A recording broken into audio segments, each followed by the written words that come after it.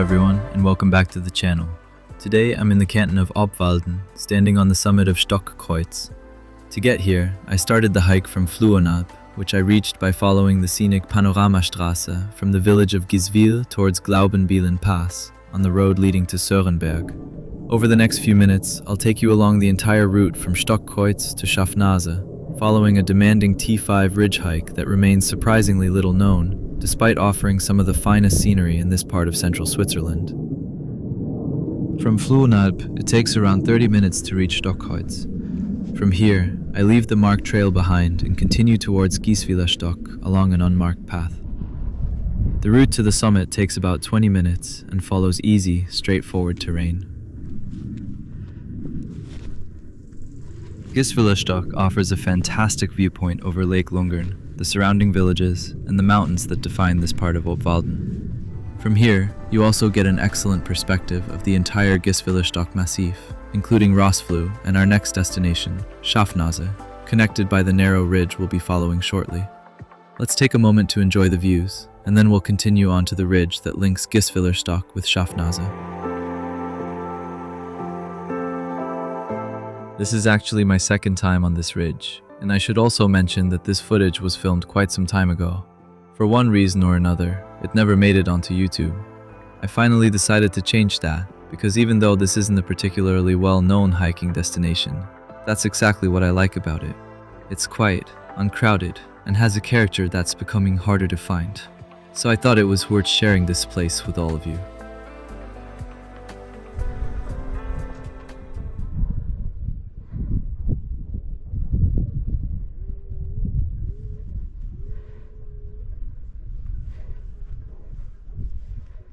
Now let's take a closer look at the ridge itself and see what makes it such an interesting route. The traverse to Schafnase is only about 1.5 kilometers long, but don't let the distance fool you. Despite its relatively short length, it's a proper T5 alpine route. The ridge is narrow in places, with exposed sections and several short scrambling passages that require the use of your hands. Most of the more difficult obstacles can be bypassed on faint trails just below the ridge, but good balance, sure-footedness, and a head for heights are essential throughout the traverse. Fortunately, the rock is generally solid and the route is easy to follow.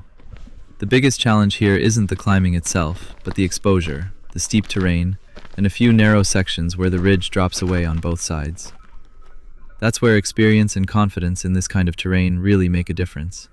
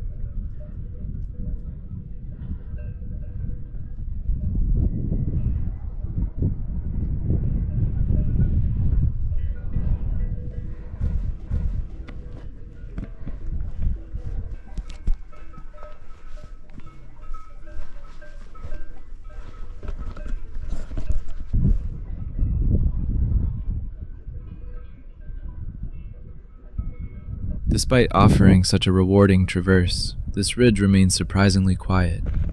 Compared to many of the better-known hikes in central Switzerland, you can often spend hours here without meeting more than a handful of other hikers. Today is one of those days. Apart from the sound of my own footsteps, the wind, and the distant cowbells echoing across the slopes, I have this entire ridge completely to myself. It's the kind of silence that makes places like this feel even more special.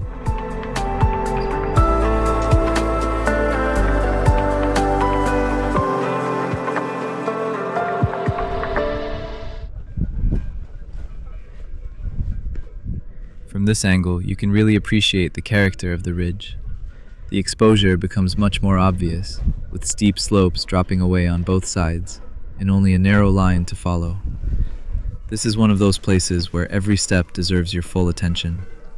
The rock here is generally solid, and the entire Giswiller-Stock-Massiv is formed mainly of limestone, which explains the sharp ridges, rocky towers, and steep faces that give this mountain its distinctive shape.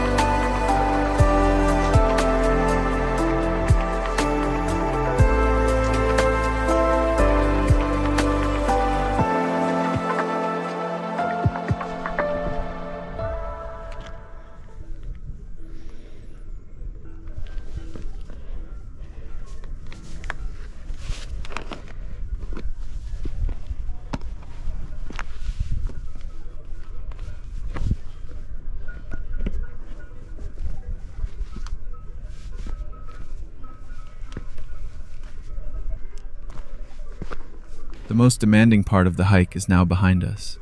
This ridge is a real treat for hikers who feel confident in exposed alpine terrain. It constantly keeps you engaged, requiring focus from start to finish. From here, the terrain becomes less technical, and all that's left is the final climb to Schafnase.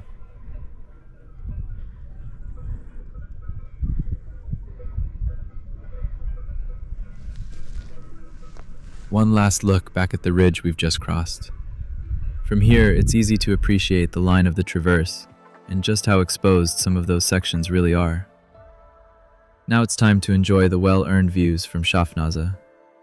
Standing slightly higher than both Giswilerstock and Stockkreuz, it offers an even broader panorama across the surrounding mountains, Lake Lungern, and the valleys below. This summit offers one of the best perspectives of the entire ridge you've just crossed, making it easy to appreciate how rugged and exposed the route really is. From the summit, the panorama stretches across Lake Lungern, Sarnen, and many of central Switzerland's best-known peaks, including Brienzer Rothorn, Pilatus, and Titlis. On a clear day, you can even see deep into the Bernese Alps. It's a fitting reward after one of the most enjoyable and underrated ridge hikes in the region. To finish off the day, here are a few extra shots from Lake Lungern. After a hike like this, there's hardly a better place to relax and take in the scenery one last time before heading home. Thanks for watching, and I'll see you in the next adventure.